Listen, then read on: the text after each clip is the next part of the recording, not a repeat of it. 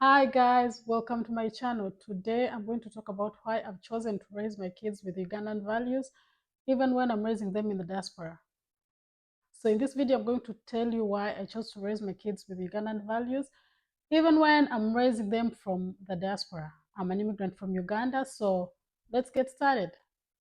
Number one, I chose to raise my kids with Ugandan values because Ugandan values are part of who I am. I want my kids to walk through the world with I want my kids to walk through the world proud of their culture, proud of their heritage, proud of where they come from, well knowing where they come from.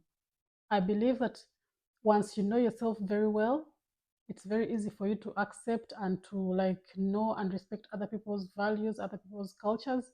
So I want them to really know themselves, know that they're Ugandan, know where they come from, know our values, know our language, know our food, know everything about our culture. And then I think it helps them be able to appreciate other cultures once they learn to appreciate their own. Point number two, um, I believe you are a product of your upbringing. So I believe there's peer pressure. I know there's peer pressure at some point in life, but I believe peer pressure has where it stops, and then your upbringing plays a big role. Because for me in particular, like the some things I see people doing or I saw people doing, even if they're my friends, I know I cannot do such a thing because of my upbringing. There's some things I cannot do just because of the way I was raised. Not because of where I am, not because of how now I do life. No, there's some things that I cannot do just because of the way I was raised. There's some things that don't leave you once you have been taught, once they have taught them to you, especially when they teach them to you when you're young. Now for example, me, there's now where I live here, people like dress up like skimpy, but I cannot dress up skimpy because that's not the way I was raised. I don't know how to show my body no. I can do it. I can say good for you, but me, I will not do it because I don't think it's good for me. I don't feel comfortable doing it, and it's just because of the way I was raised. So upbringing is very important. So guys, tell me in the comments how one thing that you've taken with you into adulthood, even when now you're free, you can do anything, but something that you grow up being taught or you are taught when you are a child or when you're younger, that even up to now you still practice it and peer pressure has nothing on you on doing that thing. Please let me know. Number three, most Ugandan values are very practical in helping raise very grounded, well balanced children.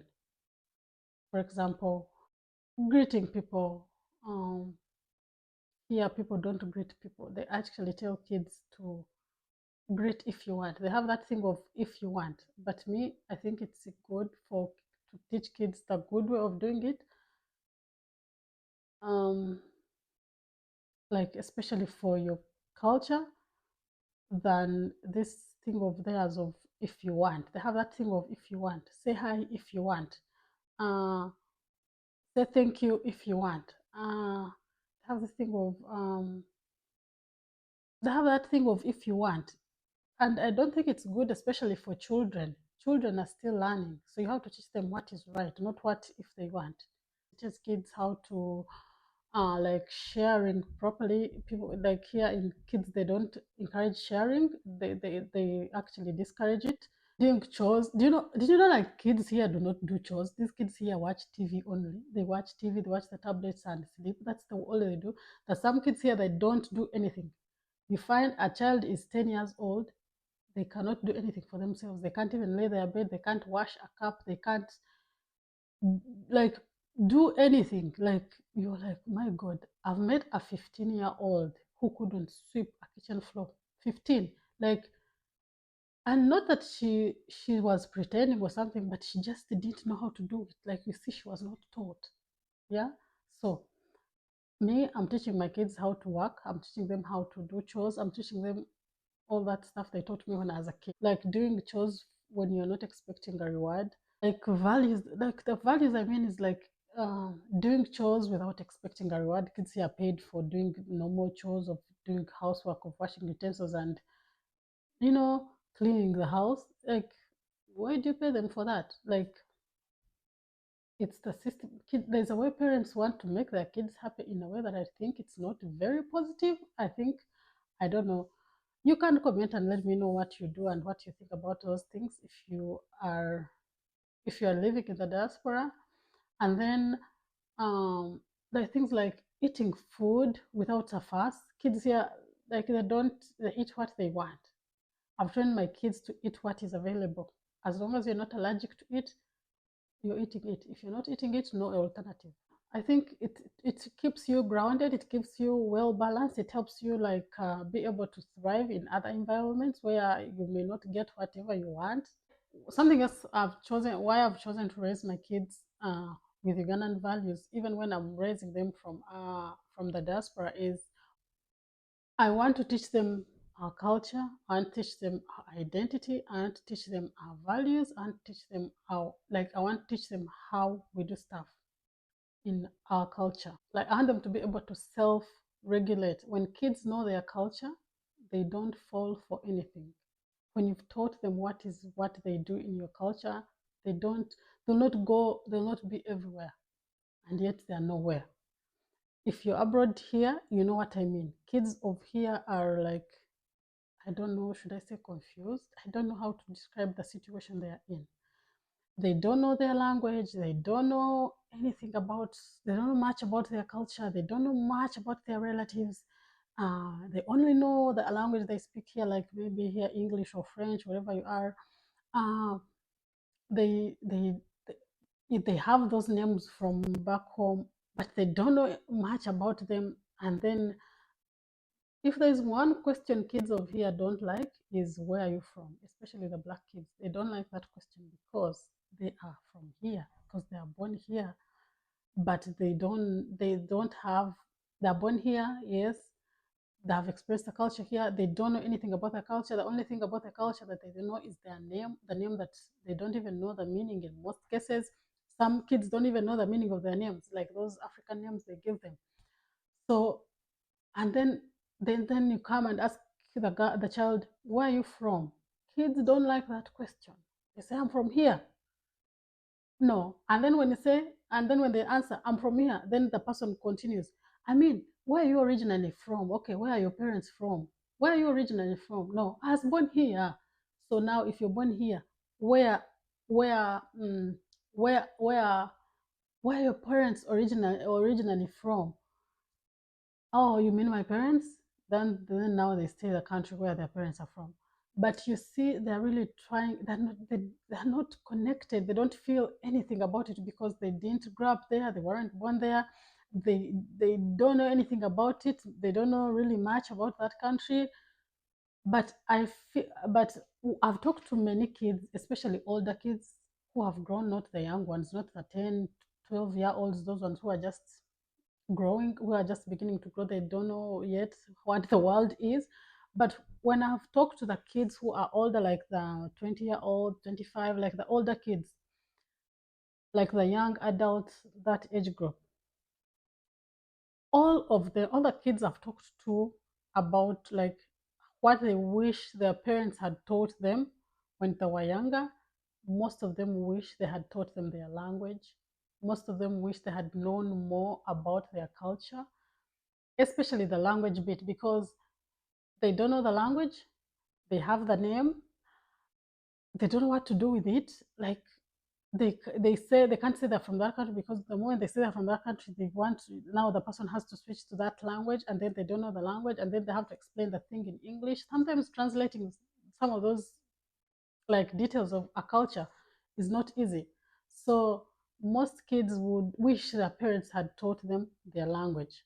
So if you're a parent in the diaspora, please try and teach your kids their language, because your language or your heritage language or your mother tongue. Because kids, when they grow up, they really wish they had learned. So if you have young kids, try and teach them, try and give them aspects of your culture, that especially the good parts of culture, not the bad ones, the good parts of your culture. Teach them to your children. when they are still young, because when they're older, they will not really be interested, especially when they're like that age of teenager, not so much of interest. They will now again pick the interest when they're older and they've seen life and they're like, oh man, life is really hard. I need to know my identity. I don't even know myself. Like they need, when they're older and have started to like soul search, should I say, like knowing, wanting to know more about themselves, that is when they will wish they knew the language, they knew the culture, they knew, like, you know, life about their culture, how their culture does stuff. So I'm choosing to raise my kids with Ugandan values because I know down the road when they are 20, when they are 30, when they are older, they would wish they were taught. Yeah. If you're still watching up to this point, please subscribe to my channel. It helps my channel grow. Leave a like this video, and if you are interested in content like this, like of immigrant raising bilingual kids abroad, and to make content about money. I love talking about saving and budgeting. And I also love uh, fitness and health. So I make content around those topics. So if you're an immigrant, please subscribe to my channel. Even if you're not an immigrant, but you find that content helpful to you, subscribe to my channel and like this video.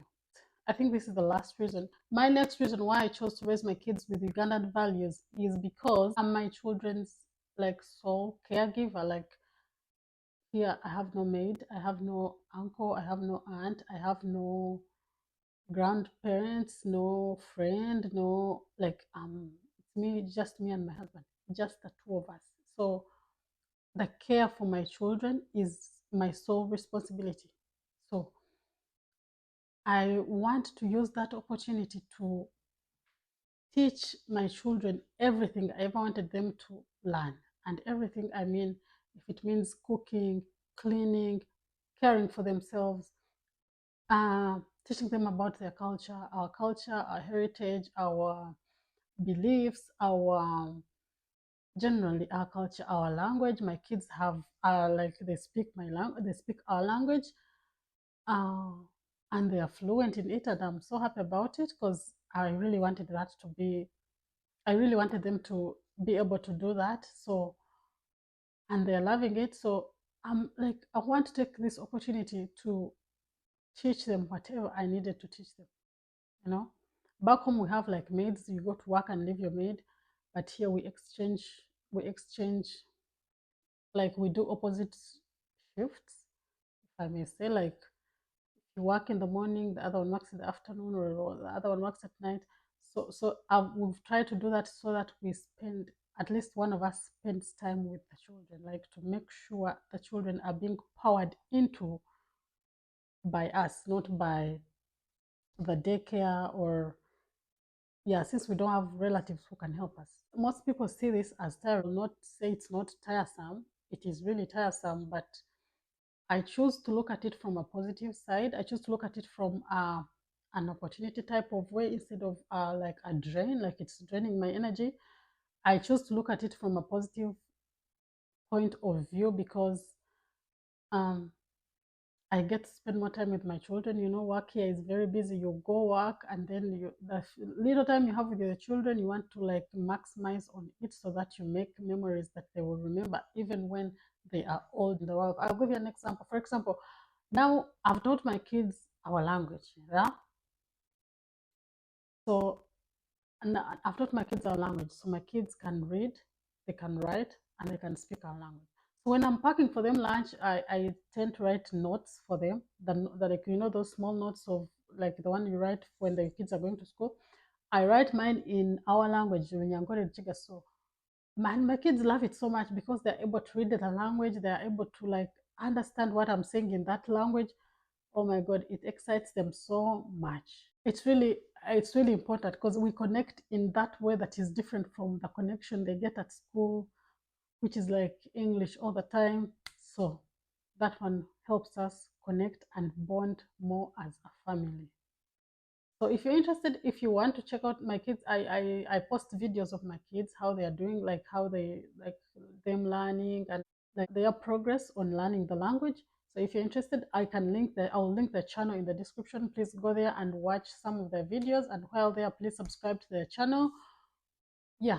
So if you're wanting to teach your children your mother tongue or your heritage language, just want to see how other kids or other families are doing it, I encourage you to subscribe to the channel to watch them, especially if you're teaching them Runyankore Chiga like us, and even if you're teaching them a different language, because I know your language might be different, you can like pick a leaf. Because me, the channel, the people I was watching when I was teaching my kids, I'm still teaching, but right now it's not as intense as it used to be, because now I know what I'm doing. I know, like, I have a kind of a structure that I follow, that I've created for myself. So I used to follow someone who was teaching their child Mandarin. I used to follow someone who was teaching their child Spanish. I used to follow someone who was teaching their child Polish. But I learned from all those accounts because they were doing the same thing that I wanted to do, because they were also like in the diaspora out of their countries, and yet they wanted to teach their children their home language. So you can pick something even if you're teaching a different language. And guys, if you're watching up to this point, please subscribe to my channel, like this video, and thank you for watching. See you in my next video. Bye.